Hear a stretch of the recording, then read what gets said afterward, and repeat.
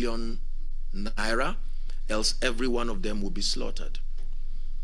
And because they were closely related to me, we mobilized, to inform the law enforcement agents, but clearly there seemed to be only so much they could do. And sadly, we had to get people, even of other faiths, to be able to talk perhaps with the abductors, if they could show kindness and mercy, and you would not believe the cruelty that came, cruel statements from those conversations. Sadly, one was shot on the foot. Usually, those levels of mayhem are unleashed to get you to see that they are serious. To cut the long story short, we ended up spending up to 20 million naira, even in the presence of law enforcement agents. Thankfully, they were all released. And we had the opportunity. You see, the challenge is when these people are released, they still are not fine. The trauma that they have to go through, some of them go through rape, some of them go through all kinds of traumatizing things, and it's one thing to get them free, then begin a process of constructive rehabilitation. Because some of them, even without the activity of terrorists again, they may end up dying. The trauma becomes too much, you see.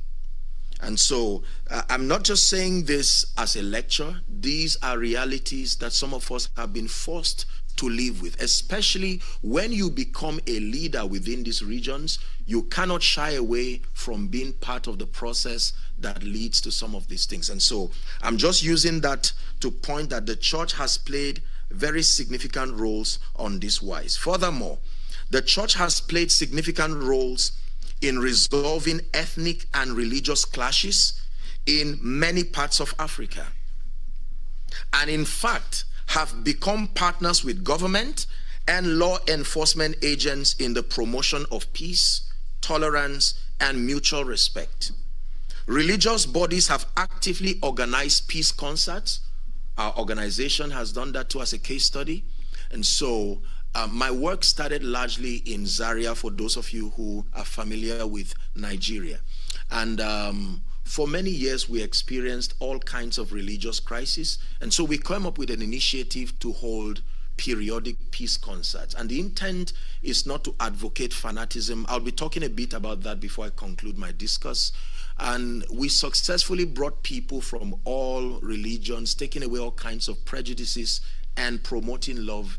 And you wouldn't believe how productive these concerts were. People came, we had all kinds of welfare activities, and people, Christians, Muslims, and any other person in between, they came, and it was very productive. I can tell you today that I have very good friends that cut across the religious divides.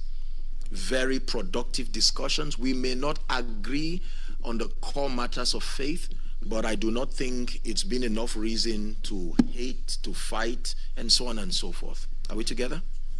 Okay, so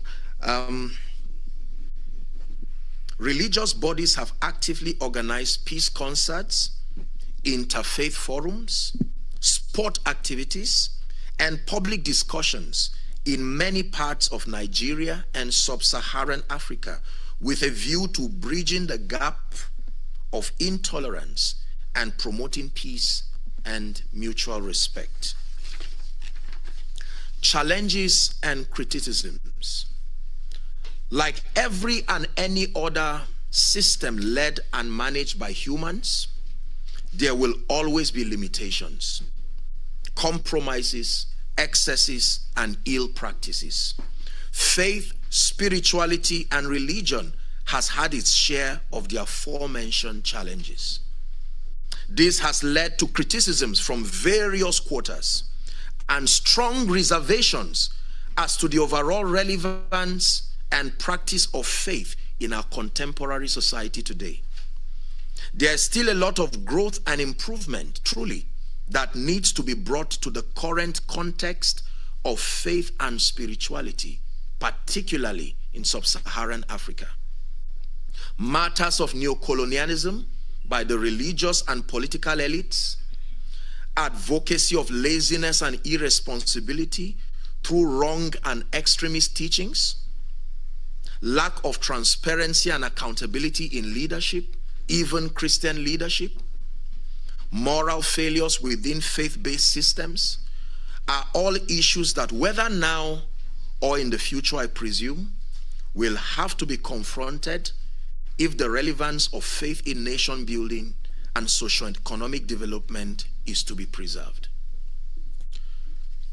My concluding thoughts. It is very clear that faith and spirituality still hold great significance in shaping the African continent as far as its future and destiny is concerned. But it is also very clear, and sadly so, still falls short of its potential. I have a very brief discussion with the head of politics at the Abuja U.S. Embassy. Subjects that we spoke about was the idea of the kinds of teachings that people become victims of the orientations that come to them. And because Africa is a very religious continent, most of the ill taught and practiced in Africa, there will have to be a growing orientation that transcends faith, spirituality, and religion from a mere advocacy of fanaticism, societal transformation and nation building, to one that will, in greater measures, spearhead the campaign for moral excellence, honor to all men. We must introduce superior policies that stimulate great growth and development while preserving the fundamental human rights of all and sundry. This way, faith and religion will remain potent forces of change, socio-economic development, and will become active in the world at large. I hope that these thoughts that I've shared with us have helped us to really see that in the midst of all the conflicts that surround faith, spirituality, and religion, that from the lens of history and from the factors that I've put before you, I think it is safe to say that faith still holds value and relevance in our contemporary society, especially sub-Saharan Africa. Thank you very much for your attention. God bless you.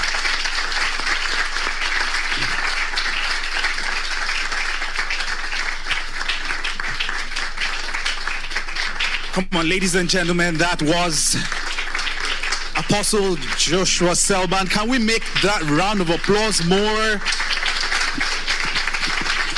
Thank you very much. Thank you very much. We may now have our seats. Okay, so